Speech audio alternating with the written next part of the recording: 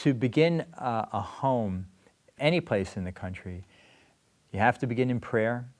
Ask God, is this something that you are called to do and you are willing to dedicate some amount of serious time and energy to? And if God is calling you to do that, then look for other people who will help you. If you can gather 3 or 6 or even better 9 collaborators who similarly feel called in prayer to work and dedicate time and energy to raising the money, to finding the location, to maybe coming out to one of our existing Good Counsel homes, getting some training and insight, then that would be the beginnings to lay the foundation for the next Good Counsel home or the next home, call it what you want, for mothers and children. You need to have certainly a group of people, and a group of people who do have both a strong faith and a mature faith, because it's not an easy thing to do. Secondly, I would certainly invite them to come and join us for whatever period of time they thought was appropriate. Good Counsel have an excellent foundation, and if we're looking to start a home, following Good Counsel's guidelines would be an excellent way to do it. Really look at it strategically, because there's a lot of different factors involved that maybe the layman may not understand. Because there's a lot of different options. People think that they have to buy a building, they have to buy a home, when oftentimes, in our experience, some of the archdioceses and other ministries have donated or given us very low-cost facilities.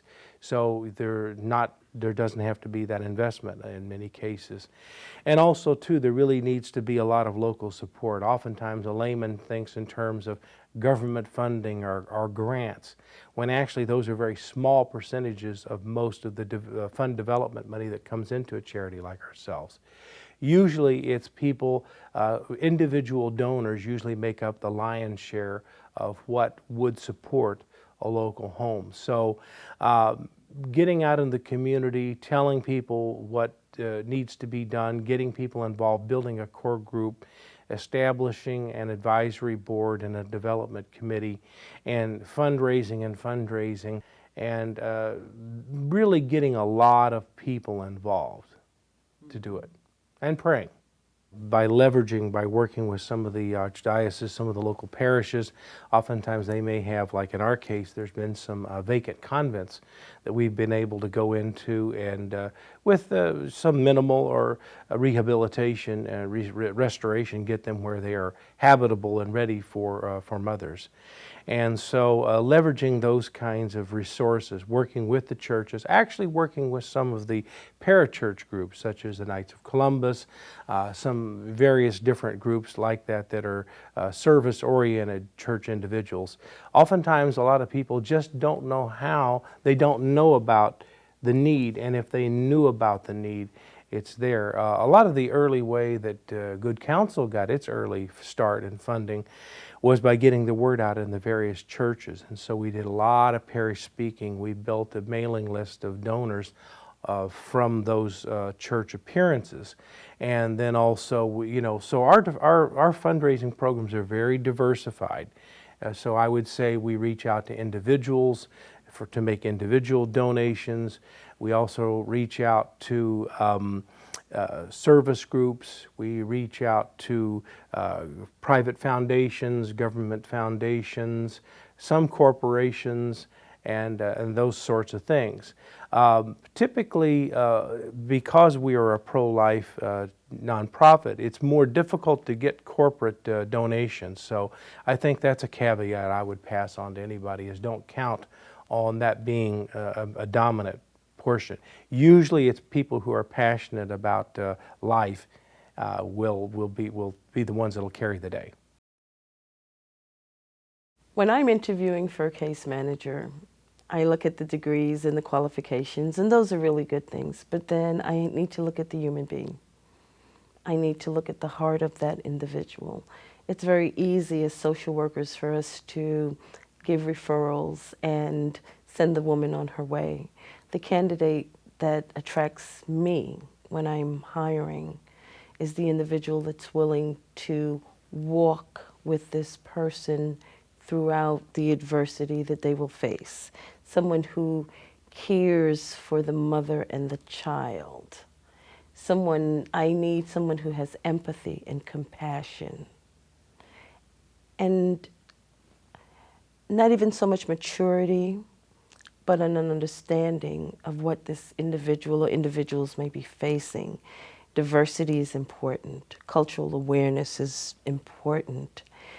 Spirituality is definitely important, but you need someone that's very rounded in all aspects of life, if you're going to help these mothers. I always tell them when I hire them, this is not a job, this is a ministry. You have to love what you're going to do because you are reaching out to these women. And I look for people in leadership in the homes that have compassionate, loving hearts, that have a sense of respect for their staffs and for the women. I look for women that are capable of empowering our mothers and also empowering their staff. I look for women of vision. I look for women of deep faith because their faith is tested many times. Sometimes we have many crises in the home. We have a mother who has miscarried. We have mothers that come to us fragmented and brokenhearted. And the staff are the ones that one-on-one can give the mothers that sense of support that they need.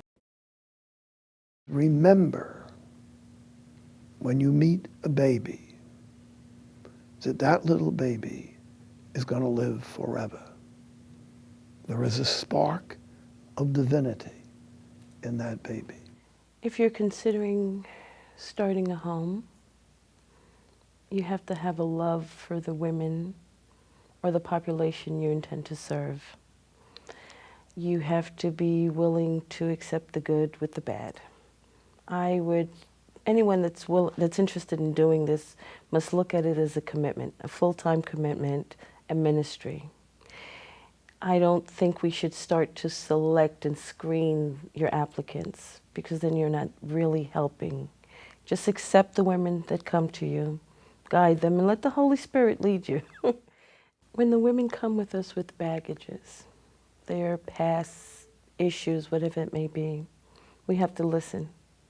And we have to be very forgiving because people tend to act out. And we may find they're acting out as disrespectful or belligerent, whatever the case may be. But in actuality, it's a defense mechanism. So we need to be a little bit more forgiving than anyone else she's been encountered with. And listen. People will tell you, women will share their stories with you. I find one way that a mother will open up, you show a genuine caring for that baby that she's carrying or her toddler. If you can connect with the toddler, then the mom will trust you. The mother will trust you, and she will start to let her guards down. And as she tells her story, it's like peeling a banana. And as you peel back, you get to see the real person. And you provide her with the external help that she will need, convincing her to obtain counseling, or maybe to see a psychiatrist. She may need some medication for her mood swings. But you have to develop a relationship with her before you can convince her to move forward in her life. Many of these women come to us fragmented. They have been emotionally, physically, sexually abused. The basic thing that we have to do with these moms is we have to earn their trust. They have to know that they can trust us before they can open up to us. And so we have to let them know that we reverence them as they come to us and who they are. We make no judgments, and what we have to do is we have to be present to them in their pain, in their sorrow. Feel their pain. They know when you're sincere. If you're not sincere, they know it immediately. We actually have a home, not a program It's not a shelter. It's a home. And the people here are family. And that's important if you're starting a home. People who come to Good Counsel to work and to spend their life, whether it's as paid staff or volunteers, it is the love that they have in their heart, the love of God, which motivates each one in a special way to share their talents and to develop patience that maybe they never imagined they had. There are staff that, you know, they laugh at themselves, we laugh at ourselves, and we recognize that we're poor instruments, but there's a joy in knowing that we're trying to share the greatest gift we have, and even though you will not see it accepted by everyone, you certainly won't see it returned by everyone, you know you're having an opportunity to do something that you rarely have an opportunity to do in other places because people are maybe not as open or not seeking help, or maybe because you're not as cognizant that that is the call, that is the mission, to get up in the morning, to share what we already have. And there are staff that have been here for years and years, and you see in them a real love of the work. It's family. I think when you have a person who says, this is part of my family, then you know they've found a home at Good Counsel. They've made it a home. And when mothers start saying to staff, hey grandma, hey mom, you know, hey sister, and mean it as a relative, that's because they see the love of a mother, of a grandmother, of a sister in that person. And they want you to know, you know, you've loved me. Maybe like my mother hasn't loved me, or my grandmother, or my sister. So it's really a tremendous opportunity, and one to be very grateful for. One of the things that is an incredible blessing that you may not realize is that you work with the desperately poor.